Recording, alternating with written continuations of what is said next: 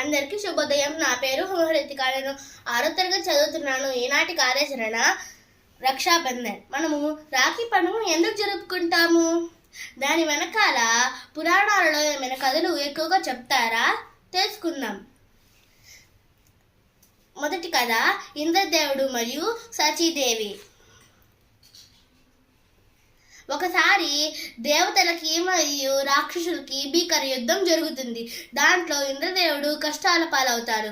దాన్ని చూసిన సచీదేవి సకల దేవతల్ని పూజించిన మంత్రాచారతో చేయబడిన ఒక తాడుని ఇంద్రదేవుడి మణికట్టు కడుతుంది. దాన్ని కట్టుకొని వెళ్ళిన యుద్ధానికి వెళ్ళి విజయంతో వచ్చిన ఇంద్రదేవుడు అప్పటి నుండి మనకి రాఖీ ఎవరైనా రక్ష కోరుకున్నప్పుడు రాఖీ కట్టడం అలవాటయ్యింది. రెండవ కథ బలిచక్రవర్తి మరియు లక్ష్మీదేవి. పూర్వం బలిచక్రవర్తి ఎంతో గొప్ప మహారాజు మరియు దానగుణం కలిగిన వాడు కూడా. ఆయన భక్తికి మెచ్చి శ్రీ మహావిష్ణువు భూమిపైకి వచ్చి వామనుడి వేషంలో 3 అడుగుల భూమి కావాలి అని అడుగుతాడు. అప్పుడు బలిచక్రవర్తి భూమిని ఇస్తాడు. ఆ భూమిని కొలిచిన తరువాత నారాయణుడు నీకేం వరం కావాలో కోరుకో అని అడుగుతాడు. అప్పుడు బలిచక్రవర్తి మీరు నాతో నిరంతరం ఉండాలి అని కోరుకుంటారు. అప్పుడు లక్ష్మీమాత నారాయణుడు వైకుంఠంలో లేకుండా ఆయనతో ఉంటే ఎలాగా అని నేరుగా ఆయనతో చెప్పకుండా ఒక రక్షాబంధనాన్ని తీసుకెళ్ళి బలికి కట్టుతుంది.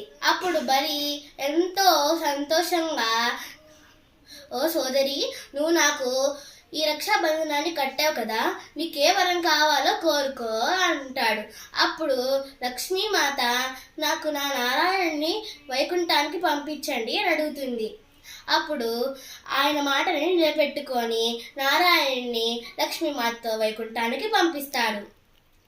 రాఖీ ఓన్లీ తాడు మాత్రమే కాదు, అది మాటని నిలబెట్టుకోవడం కూడా.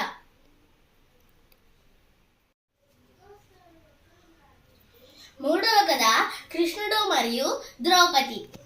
ఒకరోజు కృష్ణుడికి దెబ్బ తగిలి వేరు నుంచి రక్తం కారుతూ ఉంటుంది. దాన్ని చూడలేక ద్రౌపది తన చీర కొంగలో నుంచి ఒక ముక్క తీసి కృష్ణుడి వేలు కడుతుంది.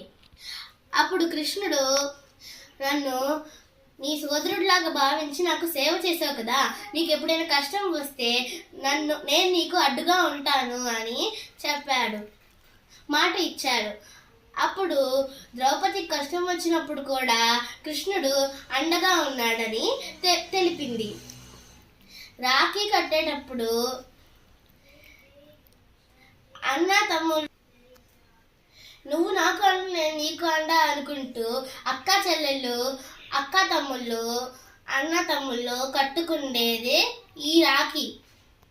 రాఖీ కట్టుకుండేటప్పుడు చెప్పే శ్లోకము ఏనబందో బలి రాజా దానవేంద్రో మహాబల తేన త్వామహి బత్నామి రక్షే మాచల.